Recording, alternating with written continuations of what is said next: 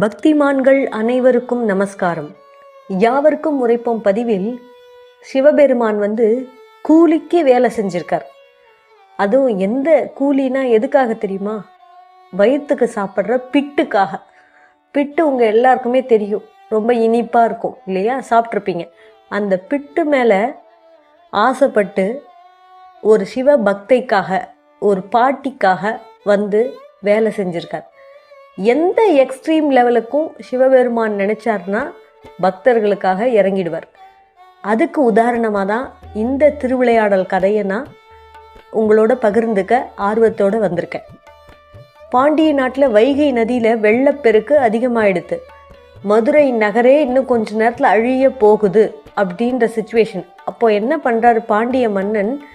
முரசு கொட்டுறாரு ஊர் முழுக்க. என்னன்னு சொல்கிறாரு? வீட்டுக்கு ஒருவர் கரையை உயர்த்தணும், மண்வெட்டியோட வாங்க அப்படின்னு சொல்லி அனௌன்ஸ் பண்ணுறாங்க.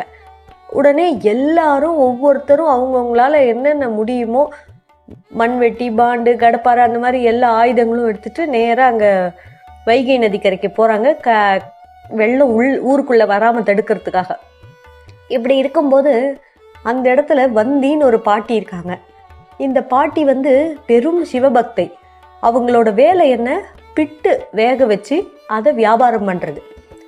தினமும் பிட்டை வேக வச்சதும் முதல்ல எடுத்து சுந்தரேஸ்வரருக்கு நைவேத்தியம் பண்ணுவாங்க. அப்புறம் ஒரு சிவனடியாருக்கு கொடுப்பாங்க. அதுக்கப்புறமா தான் வியாபாரத்தையே தொடங்குவாங்க. இதுதான் அவங்களோட வாடிக்கையான பணியாக இருந்தது. இப்படி இருக்கும்போது இந்த வந்தி பாட்டிக்கான ஒரு பகுதியும் ஒதுக்கப்படுது. இந்த இடத்துல அந்த பாட்டி வேலை செய்யணும் அப்படின்னு. இந்த பாட்டிக்கு வேறு யாருமே கிடையாது. ஆனால் அந்த பாட்டி தன்னோட கடமையை நாட்டுக்காக விட்டு தராமலும் இருக்காங்க. எப்படியாவது நாம் செய்யணும், கூலி ஆள் வச்சாவது வேலை செய்யணுன்ற முடிவுக்கு வராங்க.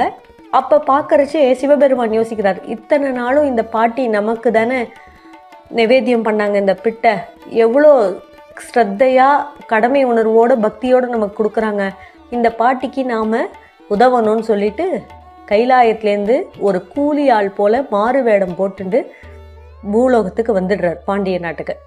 அங்கே வந்ததும் பாட்டியை பார்க்குறார். பாட்டி, உனக்காக ஒதுக்கப்பட்ட இடத்துல வயசான காலத்தில் உன்னால் வேலை செய்ய முடியாது, நான் வேலை செய்கிறேன். ஆனால் அதுக்கு நீ எனக்கு என்ன தெரியுமா தரணும்? கொஞ்சம் பிட்டு தரணும். சாப்பிட்டாதான் நான் தெம்பாக வேலை செய்ய முடியும் அப்படின்றார்.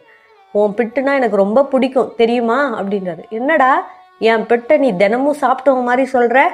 சரி சரி, பிட்டு தரேன், உட்காந்து சாப்பிட்டுட்டு சீக்கிரம் போய் வேலையை ஆரம்பி அப்படின்றாங்க அந்த வந்தி பாட்டி. அவரும் ருசிச்சு ருசிச்சு பிட்டெல்லாம் சாப்பிட்றார். யாரு? சிவபெருமான்.